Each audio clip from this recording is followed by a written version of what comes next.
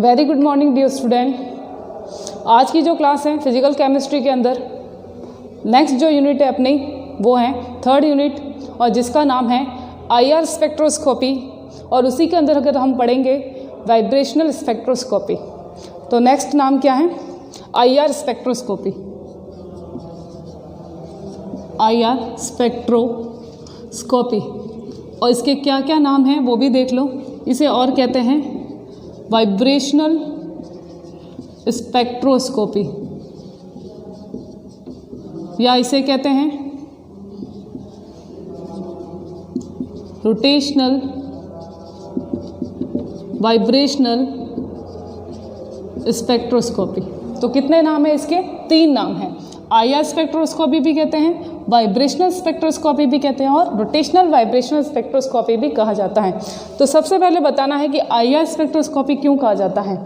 तो आपको पता है कि हम क्या करते हैं, आईआर कोई भी स्पेक्ट्रोस्कोपी होती है उसके अंतर्गत ये देखते हैं कि मॉलिक्यूल किस रीजन के अंदर रेडिएशन का एब्जॉर्प्शन कर रहा है या किस रीजन के अंदर स्पेक्ट्रा देता है।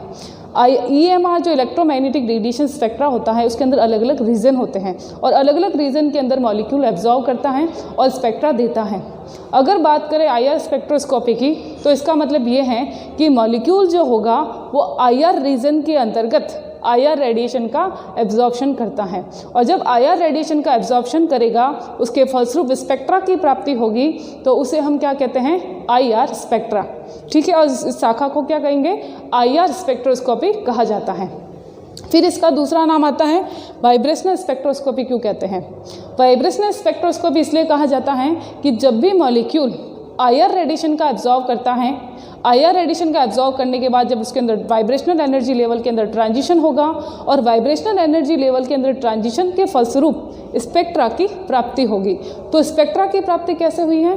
वाइब्रेशन के फलस्वरूप हुई है। वाइब्रेशन हुआ है उस वजह से स्पेक्ट्रा की प्राप्ति हुई है, तो इसलिए हम इसको क्या कहते हैं? वाइब्रेशनल स्पेक्ट्रोस्कोपी भी कहते हैं। और जो स्पेक्ट्रा मिलेगा उसको क्या कहेंगे? Vibration spectra. क्लियर? फिर ये नाम तीसरा क्यों है रोटेशनल वाइब्रेशनल स्पेक्ट्रोस्कोपी? इसका कारण ये है कि वाइब्रेशनल स्पेक्ट्रोस्कोपी के अंतर्गत या आईआर स्पेक्ट्रोस्कोपी के अंतर्गत जो स्पेक्ट्रा की प्राप्ति होती है वो वाइब्रेशन से होती है, लेकिन प्योर वाइब्रेशन नहीं होता है।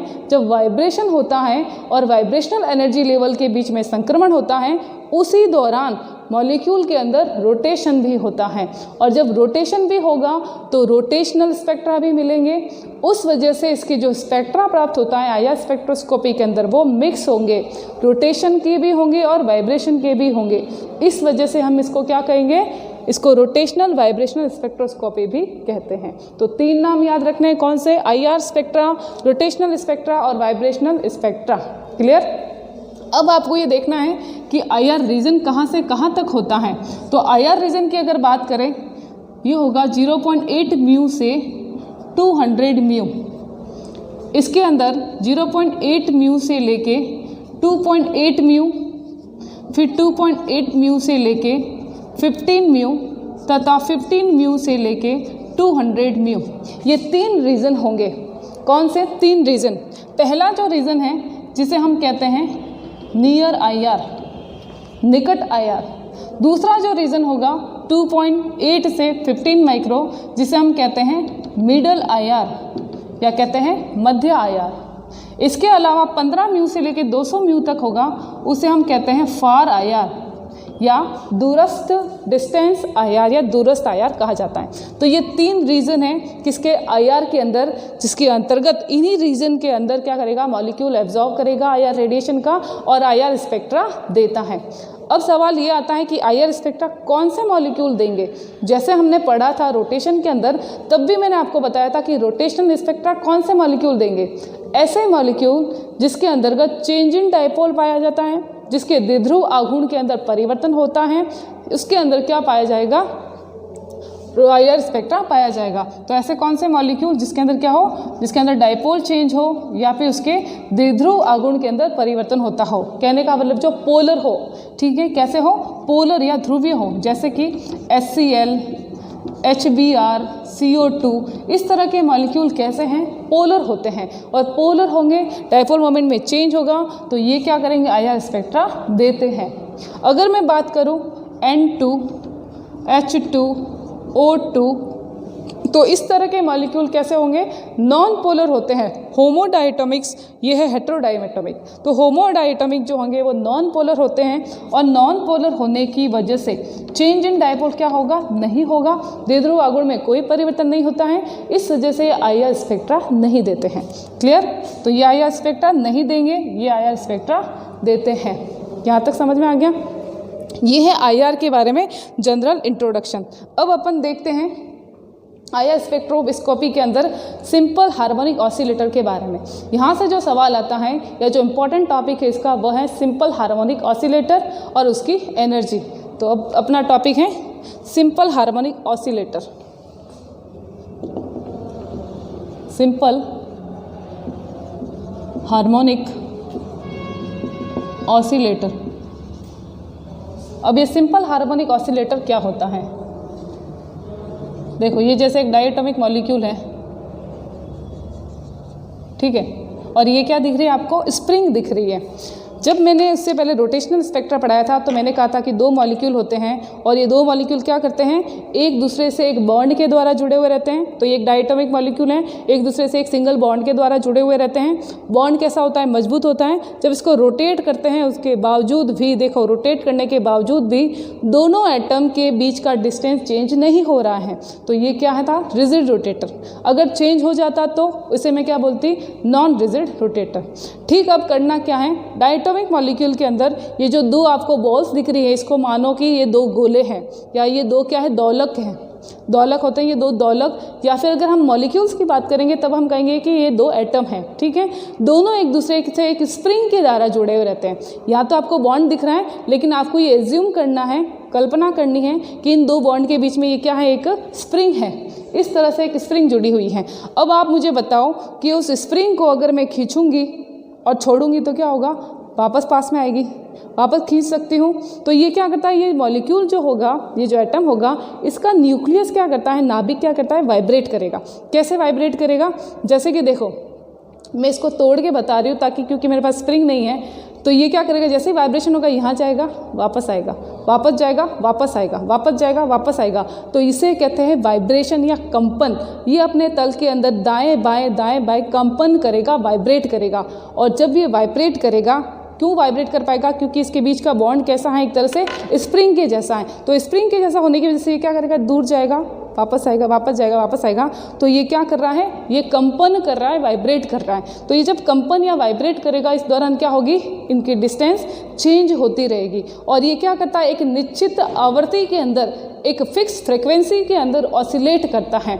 ठीक है, ये जैसे कि अपन कह सकते हैं फ्रिक्वेंसी क्या है, जैसे कि अगर मैं फ़ैन को घुमाऊं और मैं कहूं कि 1 मिनट में फ़ैन 10 बार घूमेगा, तो ये क्या होगी, इसकी फ्रिक्वेंसी आवृत्ति होगी। इसी तरह से इसकी ये फिक्स फ्रिक्वेंसी होगी, प्रति सेकंड के अंदर ये कितना वाइब्रेट करेगा, ये इसकी फ्रिक्वेंसी कहलाती है। तो प्रति सेकंड ये क्या करेगा, फ्रिक्वेंसी के अंतर्गत ऑसिलेट करेगा, इसलिए हम इसको कहते हैं सिंपल हार्मोनिक ऑसिलेटर। ठीक है, तो ये हम है सिंपल हार्मोनिक ऑसिलेटर के बारे में। हमें पढ़ना है सिंपल हार्मोनिक ऑसिलेटर की एनर्जी।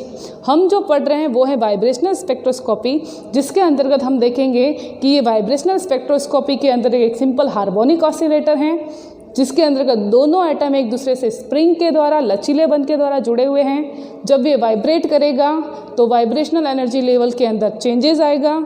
इसके जो नाभिक होंगे वो क्या करेंगे, वाइब्रेशनल एनर्जी लेवल के अंदर संक्रमण करेंगे। इसके फलस्वरूप हमें स्पेक्ट्रा मिलेगा। तो वाइब्रेशनल एनर्जी लेवल क्या होंगे, क्या एनर्जी होगी, इसके बारे में अभी डिटेल्स में पढ़ते हैं। तो अब अपना टॉपिक है सिंपल हार्मोनिक ऑसिलेटर के बारे में, कि जो सिंपल हार्मोनिक ऑसिलेटर होता है उसमें क्या क्या चेंजेस होते हैं। तो सिंपल हार्मोनिक ऑसिलेटर की जगह हम ले रहे हैं एक डाई एटॉमिक मॉलिक्यूल्स। किसकी बात करते हैं, एक डाई एटॉमिक मॉलिक्यूल की बात करते हैं। हमें एज्यूम करते हैं कि एक डाई एटॉमिक मॉलिक्यूल है जिसमें दो एटम हैं और दोनों एटम एक दूसरे से एक स्प्रिंग के द्वारा जुड़े हुए हैं। ठीक है, और उनमें क्या हो रहा है, कंपन हो रहा है।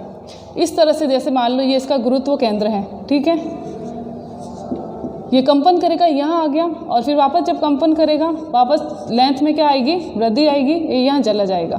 तो ये क्या हो रहा है, ये चेंज हो रहा है, छोटा हो रहा है, फिर वापस लंबाई में वृद्धि हो रही है, ये बड़ा हो रहा है। इस प्रकार से क्या करेगा, यहाँ से यहाँ, यहाँ से यहाँ क्या कर रहा है, कंपन कर रहा है, वाइब्रेट कर रहा है।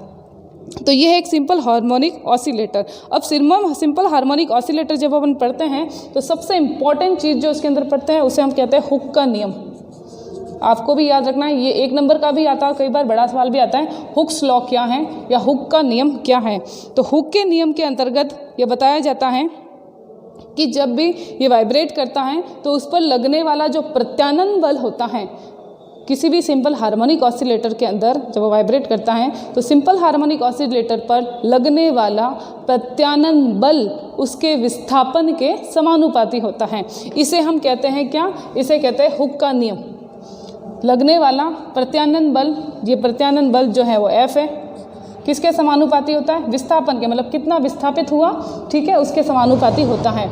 अब मैं इसको ऐसे लिख सकती हूँ कि अगर ये माइनस है यहाँ पे, ठीक है, ये इक्वेशन नंबर 1 है, अगर ये समानुपाती स्थिरांक हटा दूँ तो यहाँ पे क्या आएगा, माइनस kx आएगा। और k क्या है, k एक स्थिरांक है, k को हम कहते हैं स्थिरांक। और कौन सा स्थिरांक है, इस स्थिरांक का नाम है फोर्स कांस्टेंट या उसे कहते हैं बल नियतांक। फोर्स कांस्टेंट क्या कहा जाता है, इसे फोर्स कांस्टेंट या बल नियतांक कहा जाता है। और x क्या है, x है विस्थापन, कितना वो विस्थापित हुआ है। अब आप कहोगे कि ये माइनस, तो ये माइनस का मतलब ये है कि जो k है, आप कहोगे k के आगे माइनस है तो क्या k जो है, k एक माइनस नेगेटिव चार्ज है k के ऊपर, बिल्कुल नहीं, k धनात्मक ही होता है, k जो है वो धनात्मक ही होता है, पॉजिटिव ही होता है। तो ये माइनस इसलिए लगाया हुआ है क्योंकि ये माइनस साइन, ये सवाल भी आता है, देखो ये माइनस साइन ये शो करता है कि लगने वाला बल विस्थापन के विपरीत दिशा में लगता है। अगर मैं बल यहाँ लग रही हूँ तो विस्थापन उस दिशा में हो रहा है, मतलब राइट से बल लगा रही हूँ तो विस्थापन लेफ्ट में हो रहा है, लेफ्ट से बल लगा रही हूँ तो विस्थापन राइट में हो रहा है। तो लगने वाला बल विस्थापन के विपरीत दिशा में लगता है, ठीक है। तो ये क्या है, हुक का नियम कहलाता है। तो हुक का नियम क्या है, हुक का नियम ये है कि किसी भी सिंपल हार्मोनिक ऑसिलेटर पर लगने वाला बल विस्थापन के समानुपाती होता है। चाहे ऋणात्मक चिन्ह, नेगेटिव साइन ये शो करता है कि लगने वाला बल विस्थापन के विपरीत दिशा में लगता है। क्लियर, ये है कहलाता है इसका हुक का नियम। अब आती है सिंपल हार्मोनिक ऑसिलेटर की एनर्जी, इसकी स्थितिज ऊर्जा क्या होती है, उसके बाद में इसकी जो इसका एनर्जी पैराबोला अपन पढ़ेंगे, उनमें ऊर्जा स्तरों की एनर्जी क्या होगी, उन सब के बारे में अभी डिटेल में बात करते हैं। तो सबसे पहले आती है इसकी स्थितिज ऊर्जा। अगर स्थितिज ऊर्जा देखी जाए तो स्थितिज ऊर्जा का मान होता है 1/2 kx²। ये आपको फॉर्मूले याद करने, ये एग्जाम में आते हैं, आपको अभी तो इतना ही याद करना है कि जो स्थितिज ऊर्जा होती है V = क्या होती है, 1/2 kx²। k क्या है, k बल नियतांक है, x क्या है, x विस्थापन का मान होता है। तो ये कहलाती है इसकी स्थितिज ऊर्जा के बारे में। अब हमें इसका देखना है एनर्जी। तो सबसे पहले देखते हैं कि इसकी एनर्जी होती क्या है, इसकी वाइब्रेशनल एनर्जी क्या होती है। तो इसकी जो वाइब्रेशनल एनर्जी होती है उसका मान होता है V + 1/2 h म्यू। क्या होती है, V + 1/2 h म्यू। इसके अंतर्गत ये V क्या है, देखना ये V है और ये म्यू है, ठीक है, कंफ्यूज मत होना। तो V क्या है, V होता है vibrational quantum number, vibrational quantum number जिसके मान क्या हो सकते हैं, 0, 1, 2, 3 कितने भी हो सकते हैं, ठीक है, ये V। उसके बाद में ये म्यू क्या है, म्यू किसे बोलते हैं, म्यू बोलते हैं हम फ्रीक्वेंसी को या आवृत्ति को कहा जाता है म्यू। H क्या होता है, H होता है प्लांक कांस्टेंट, प्लांक का नियतांक या प्लांक कांस्टेंट होता है, ठीक है। ये क्या है, फ्रीक्वेंसी। ये एनर्जी का इसका फॉर्मूला है, किससे प्राप्त हुआ है, ये श्रोडिंगर वेव इक्वेशन से अपन इसको प्राप्त करते हैं सिंपल हार्मोनिक ऑसिलेटर के लिए। अब क्या करेंगे, अब जो ये देखो यहाँ पे हम कुछ चेंजेस करते हैं, ये इक्वेशन नंबर 1 है और ये क्या है, फ्रीक्वेंसी है। तो इस फ्रीक्वेंसी के अंदर अपन क्या करेंगे, फ्रीक्वेंसी का मान आपको पता है कितना होता है, ये होता है c/λ। तो मैं इसको ऐसे भी लिख सकती हूँ, EV = V + 1/2 hc λ, ऐसे लिख सकते हैं अपन। आपको ये भी पता है कि 1/λ कितना होता है, 1/λ होता है आवृत्ति संख्या, या इसे हम कह सकते हैं वेव नंबर, तरंग संख्या। तो मैं इसको ऐसे भी लिख सकती हूँ, V + 1/2 hc, और ये 1/λ कितना होगा, V बार, ठीक है, या म्यू बार। तो म्यू बार जो है इसको मैं इधर यहाँ पे इस फॉर्म में लिखती हूँ कि आप किस फॉर्म में, ये ओमेगा बार के रूप में इसको मैं लिखती हूँ वी बार की जगह, जो क्या शो करता है, इसकी फ्रीक्वेंसी को शो करता है। और इसे कहते हैं दोलन की कंपन आवृत्ति। जो सिंपल हार्मोनिक ऑसिलेटर होते हैं इसकी वाइब्रेशनल फ्रीक्वेंसी, क्या कहते हैं, इसकी वाइब्रेशनल फ्रीक्वेंसी, या इसे हम कह सकते हैं इसकी इक्विलिब्रियम वाइब्रेशनल फ्रीक्वेंसी। ठीक है, तो देखो इसकी जगह मैं क्या चेंज कर रही हूँ, मैं लिख रही हूँ ओमेगा बार। और ये ओमेगा बार का मतलब क्या है, वाइब्रेशनल फ्रीक्वेंसी। ये भी तो फ्रीक्वेंसी होती है एक तरह से, तरंग संख्या, इनको फ्रीक्वेंसी के रूप में लिख सकते हैं। तो ये वाइब्रेशनल फ्रीक्वेंसी, और इसको मैं ये भी कह सकती हूँ इक्विलिब्रियम वाइब्रेशनल फ्रीक्वेंसी। तो मैं क्या लिखूँगी अब यहाँ पे, वी बार की जगह ओमेगा बार, v + 1/2 hc ओमेगा बार। ठीक है, ये मैंने इसका लिख दिया। ए लिखो भले नहीं लिखो, ये नहीं लिखोगे तो भी चलेगा। तो ये क्या होगी, इक्वेशन नंबर आपकी 2। ये किसका मान दे रहा है आपको, ये इसकी एनर्जी का मान दे रहा है। किसका मान दे रहा है, ये इसकी एनर्जी का मान है। ठीक है, अब क्या करेंगे, हमें एनर्जी का मान मिल गया। अब हमें एक काम करना है कि जो सिंपल हार्मोनिक ऑसिलेटर होता है उसके लिए जब एनर्जी प्रोफाइल्स निकाला जाता है तो एक सिंपल पैराबोला एनर्जी कर्व प्राप्त होता है। पैराबोला अब क्या होता है, तो पैराबोला मैं आपको बताती हूँ अभी। तो एक सिंपल पैराबोला एनर्जी कर्व प्राप्त होता है, उसके अंदर जो अलग अलग एनर्जी लेवल होगी उसके अंदर अलग अलग एनर्जी होगी, जैसे हमने रोटेशनल के अंदर पढ़ा था। उसके बाद में मैंने ये कहा था कि दो एनर्जी लेवल के बीच का डिस्टेंस या एनर्जी गैप, उसको हम एनर्जी से ही काउंट करते हैं। और जब अपन ने बात की थी रोटेशनल की, तो उसके अंदर हमने देखा था कि हर एक एनर्जी लेवल के अंदर जो एनर्जी गैप होता है वो फिक्स होता है। ठीक है, यही कि ये बात यहाँ पे भी लागू होगी। यहाँ पे भी जो हमें एनर्जी लेवल्स मिलेंगे उनके बीच का जो एनर्जी गैप होगा वो फिक्स होगा। तो उनके बीच की जो डिस्टेंस रहती है वो कैसी रहती है, इक्वल रहती हैं। कैसे, तो अब एक काम करते हैं, हम अलग अलग एनर्जी लेवल की एनर्जी फाइंड आउट करते हैं। सबसे पहले क्या करेंगे, अलग अलग एनर्जी लेवल की एनर्जी फाइंड आउट करेंगे।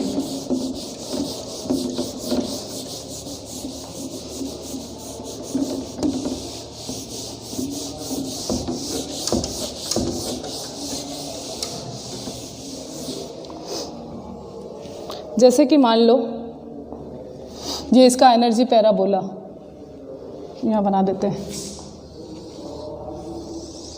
ठीक है, ये इस प्रकार से जो पैराबोला प्राप्त होता है इसे बोलते हैं एनर्जी का पैराबोलिक कर्व कहा जाता है। ये जीरो कंडीशन होती है, जहाँ v का मान क्या है, 0।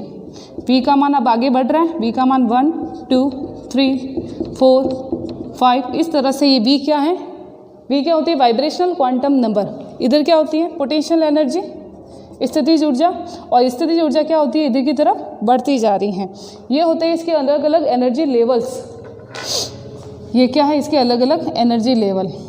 ये 0 पे, ये फिर ये 1 पे, फिर ये 2 पे, फिर ये 3 पे, 4 पे। एक बात याद रखना है, बिल्कुल समान एनर्जी गैप आपको बनाने हैं। ठीक है, एनर्जी गैप जो होगा इनका क्या रहेगा, बिल्कुल समान रहना चाहिए।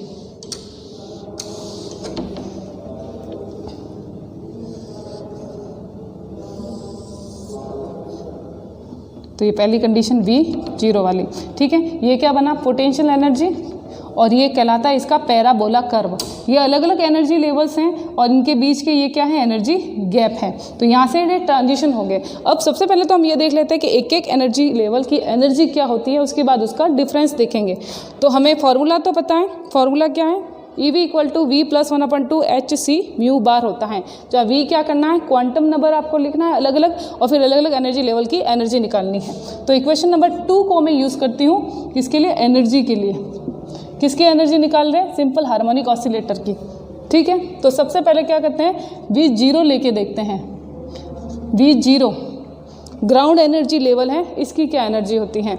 तो ग्राउंड एनर्जी लेवल मतलब V0, तो आप जो फॉर्मूला है EV = V + 1/2 hc बार, इसके अंदर क्या करेंगे, इसका मान क्या लगाएंगे, V0 लगाएंगे। तो हम 0 लगाते हैं मान, तो क्या आएगा 0 1 + 2 hc म्यू बार। ठीक है, एक चीज़ और आपको मैं बताना भूल गई, ये जो एनर्जी प्राप्त हुई है, जो स्थितिज ऊर्जा का मैंने आपको पहले फॉर्म बताई थी, वो किस फॉर्म में थी, वो जूल में होती है। और ये हमें किस फॉर्म में निकालते हैं, हम इसको सेंटीमीटर इन्वर्स के अंदर इसको कन्वर्ट करते हैं। ठीक है, तो ये सेंटीमीटर इन्वर्स के अंदर, तो मुझे बताओ क्या मान आया, एनर्जी जब 0 है, जब V क्या है, V का मतलब क्वांटम नंबर जब 0 है, तो मान क्या प्राप्त होता है, 1/2 hc म्यू बार। ठीक है, ये मान आपको प्राप्त हुआ सेंटीमीटर इन्वर्स के अंदर। क्लियर। अब V1 पे देख लेते हैं, 3 पे इस तरह से आप चाहो जितना देख सकते हो। ये V1 पे देखते हैं, V1 पे एनर्जी देखें तो EV इक्वल टू क्या लगाऊंगी 1 + 1/2 hc ओमेगा बार। तो क्या आएगा 1 और हाफ कितना होता है 3/2, तो EV कितना आएगा 3/2 hc mu bar centimetre inverse. ये एनर्जी किसकी हो गई, ये एनर्जी लेवल फर्स्ट की हो गई। इसी तरह से हम क्या करते हैं V इक्वल टू 2 लिख लो। V इक्वल टू 2 लिखा तो एनर्जी कितना हो जाएगा 2 + 1/2 hc म्यू बार। हाफ और 2 कितने हो गए, हाफ और 2 हो जाएंगे 4 और 1 5, 5/2। तो EV equal to 5/2 hc mu bar centimetre inverse. ठीक है, तो ये जो मान आपको प्राप्त हो रहे हैं, ये सब मान क्या प्राप्त हो रहे हैं, ये एनर्जी के मान प्राप्त हो रहे हैं। किसकी एनर्जी है, एनर्जी लेवल की। जब 0 पे था तो आपको क्या मान प्राप्त हुआ, 0 पे था तो एनर्जी लेवल प्राप्त हुई 1/2 hc म्यू बार। जब आप एनर्जी लेवल 1 पे आए तो एनर्जी कितनी थी, एनर्जी थी 3/2 hc म्यू बार। उसके बाद में V/2 पे आए तो 2 पे एनर्जी कितनी प्राप्त हुई, 2 पे प्राप्त हुई 5/2 hc म्यू बार। इस प्रकार से क्या हो रहा है, अलग अलग एनर्जी लेवल पे आपको अलग अलग एनर्जी प्राप्त हो रही है और एनर्जी का मान क्या होता जा रहा है, बढ़ता जा रहा है। तो ये है V1 पे, ये तो आपका नीचे V0 स्टार्ट होता है, उसके बाद V2, ये V3 पे, V4 पे और ये V5 पे। ठीक है, ये अलग अलग एनर्जी लेवल पे अलग अलग एनर्जी। इस तरह से आप इसकी एनर्जी सबके निकाल सकते हो। तो ये हमने क्या निकाली है, हर एक एनर्जी लेवल की एनर्जी। अब क्या करना पड़ेगा, अब एनर्जी डिफरेंस देखना पड़ेगा। तो एनर्जी डिफरेंस देखने के लिए अगर मैं फॉर्मूले से बात करूँ, पहले मैं फॉर्मूला लगा के बताती हूँ कि एनर्जी डिफरेंस कैसे निकालना है। तो सबसे पहले देखते हैं एनर्जी डिफरेंस। एनर्जी डिफरेंस मतलब दो एनर्जी लेवल के बीच, पहला एनर्जी लेवल या दूसरा या 0 या पहला, इन दोनों के बीच में एनर्जी गैप कितना रहेगा। तो एनर्जी गैप का हमें पता लगाना है, तो उसके लिए हम क्या करेंगे, 2 एनर्जी लेवल ले लेते हैं। एक एनर्जी लेवल ले लिया, जैसे एक की एनर्जी क्या है V + 1/2 hc म्यू बार, एक को दे देते हैं dash minus V + 1/2 hc mu बार, एक को देते थे V। तो जो V डैश है उसे मैं कहूँगी ऊपर वाला एनर्जी लेवल, और V जो होगा वो लोअर एनर्जी लेवल होगा। ठीक है, अब आपको एक काम करना, देखो ये कॉमन है तो मैं इसको कॉमन ले लेती हूँ, तो hc म्यू बार कॉमन आ गया। ठीक है, अब क्या लिखना है, V + 1/2 माइनस V + 1/2। ये क्या है, डैश है और ये सिंगल है। तो देखो 1/2 और माइनस और प्लस जाएगा तो क्या हो जाएगा माइनस, तो ये कट जाएंगे। ठीक है, ये कट गया तो बचा क्या, बचा hc म्यू बार और इधर बचा V डैश, ये V डैश V। ठीक है, ये V डैश V, ये क्या मान देता है, ये देता है एनर्जी डिफरेंस का मान, कि एनर्जी डिफरेंस कितना आएगा। तो ये जो फॉर्मूला प्राप्त हुआ, इससे आप क्या निकाल सकते हो, इसे निकाल सकते हो 2 एनर्जी लेवल के बीच का एनर्जी डिफरेंस, 2 एनर्जी लेवल के बीच में एनर्जी गैप कितना है।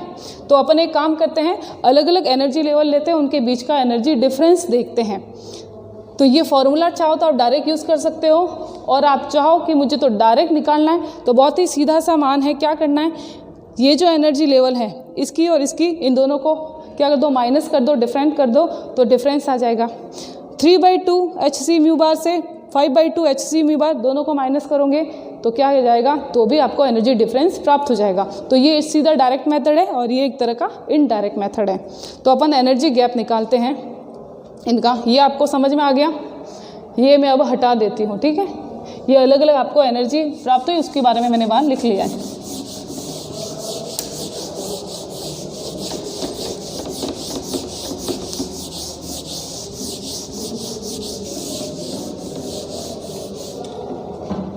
अब देखते हैं इसकी एनर्जी।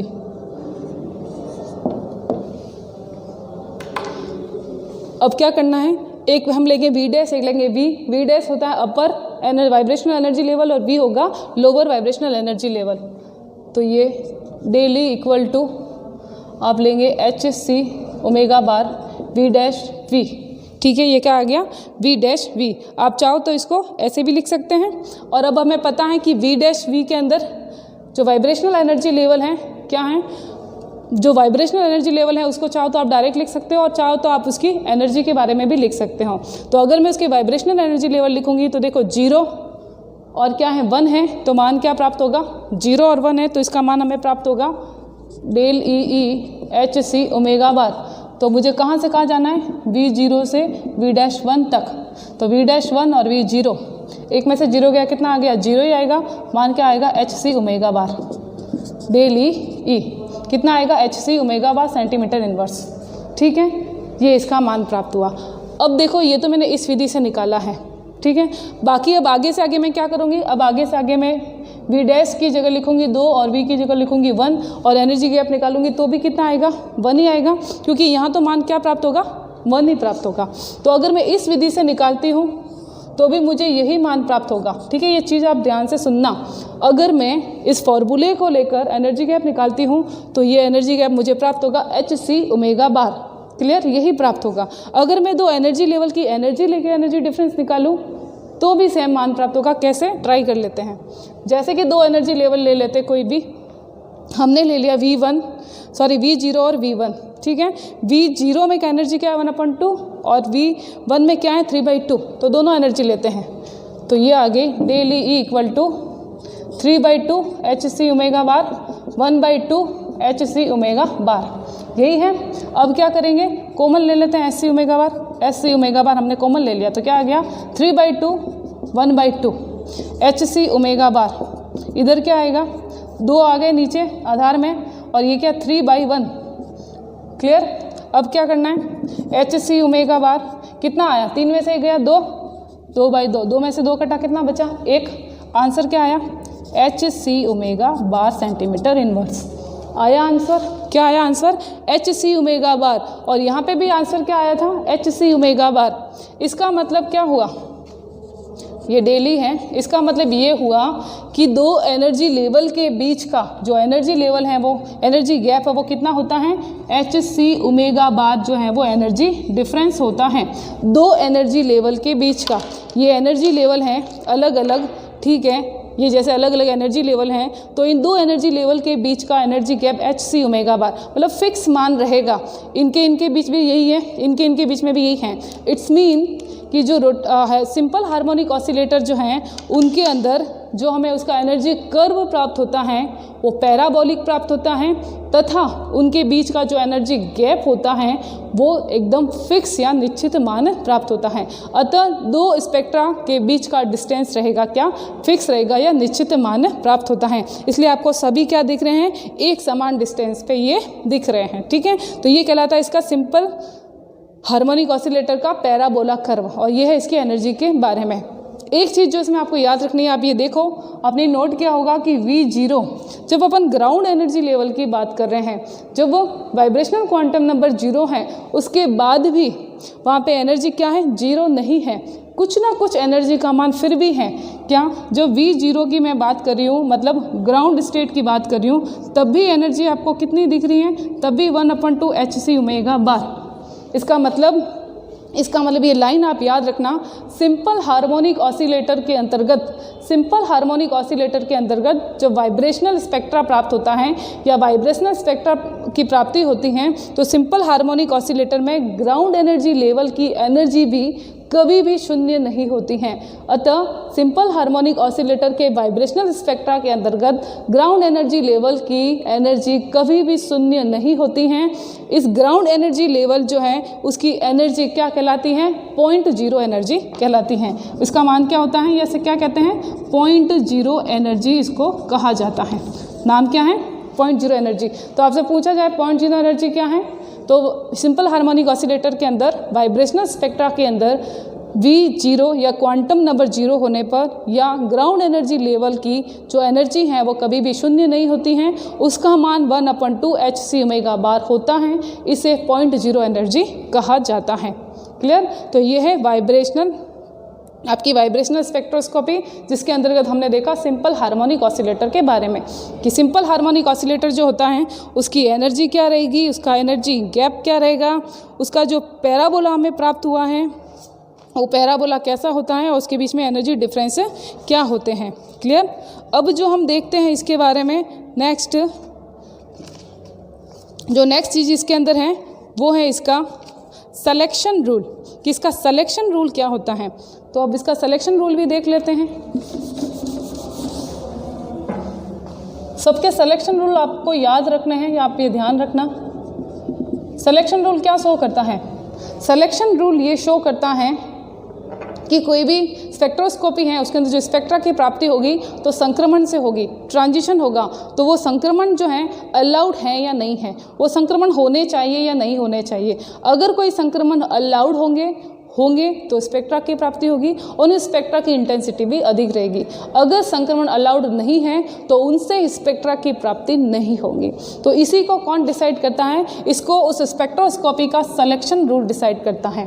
सिलेक्शन रूल के अकॉर्डिंग जो स्पेक्ट्रा या जो संक्रमण अलाउड होंगे उनसे स्पेक्ट्रा की प्राप्ति, और जो संक्रमण अलाउड नहीं होंगे उन्हें हम कहेंगे प्रतिबंधित संक्रमण, उनसे क्या होगा? स्पेक्ट्रा की प्राप्ति नहीं होगी। तो मैं आपको वापस रिमाइंड कराती हूँ, रोटेशनल के अंदर पढ़ा था तो क्या था सिलेक्शन रूल? रोटेशनल के अंदर पढ़ा था तो सिलेक्शन रूल था 0 + -1।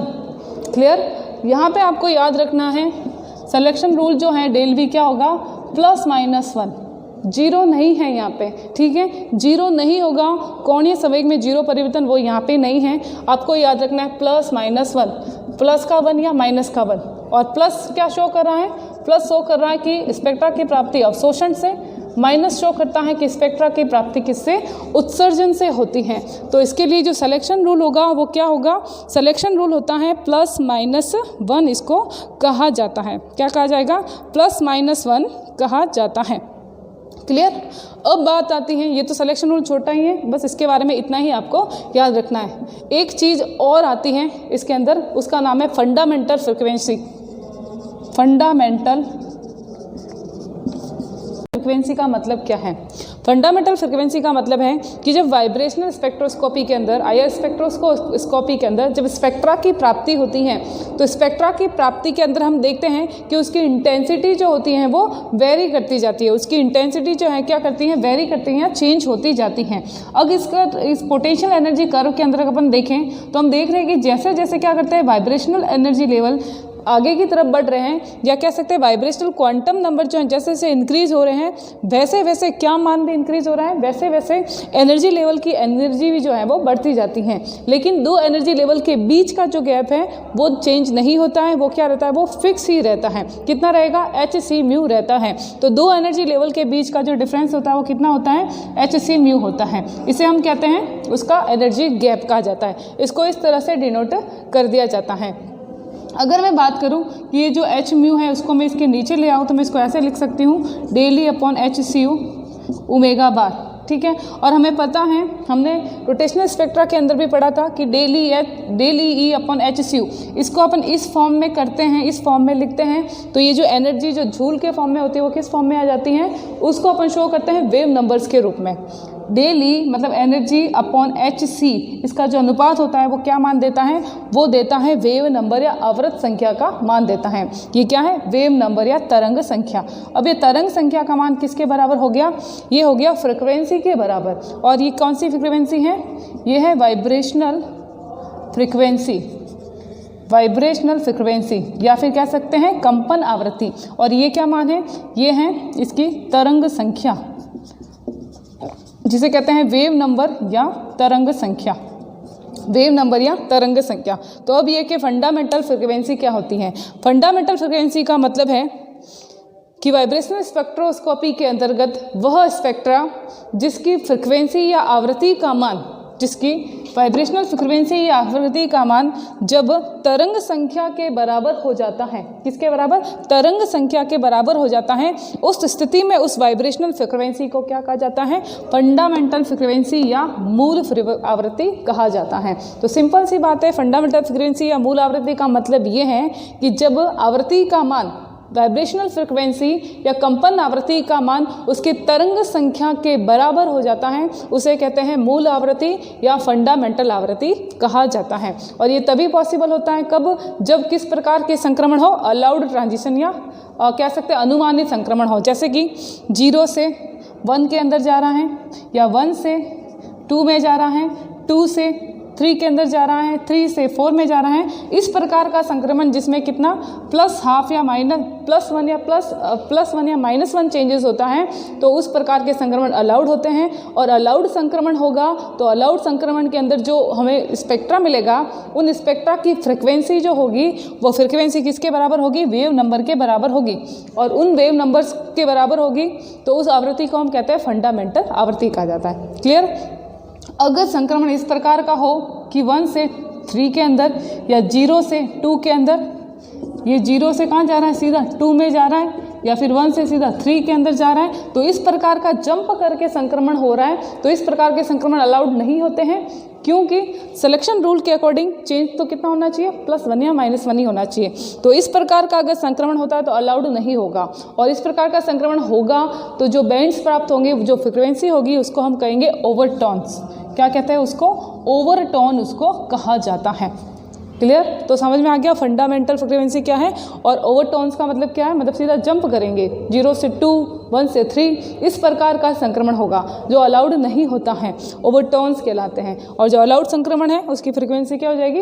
फंडामेंटल फ्रिक्वेंसी कहलाती हैं। तो ये आपका टॉपिक था किसके बारे में? वाइब्रेशनल स्पेक्ट्रोस्कोपी या IR स्पेक्ट्रोस्कोपी, जिसके अंतर्गत हमने देखा सिंपल हार्मोनिक ऑसिलेटर क्या होता है।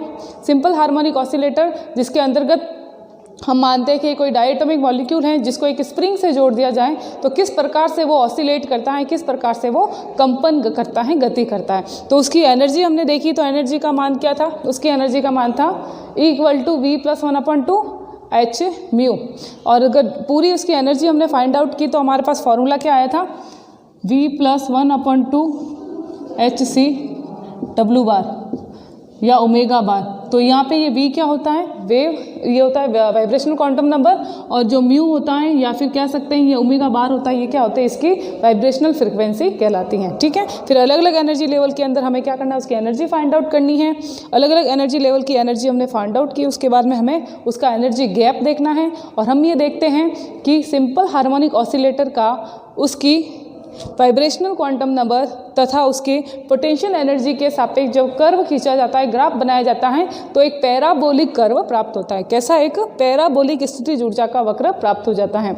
उसके अंदर जो उसके एनर्जी लेवल्स होते हैं, उन एनर्जी लेवल के बीच का एनर्जी गैप या डिस्टेंस जो होता है वो फिक्स होता है। इस प्रकार, या कह सकते हैं इसलिए इनके जो एनर्जी गैप होते हैं वो समान ऊर्जा अंतरालों पर बने हुए रहते हैं। ठीक है? तो ये है सिंपल हार्मोनिक ऑसिलेटर के बारे में।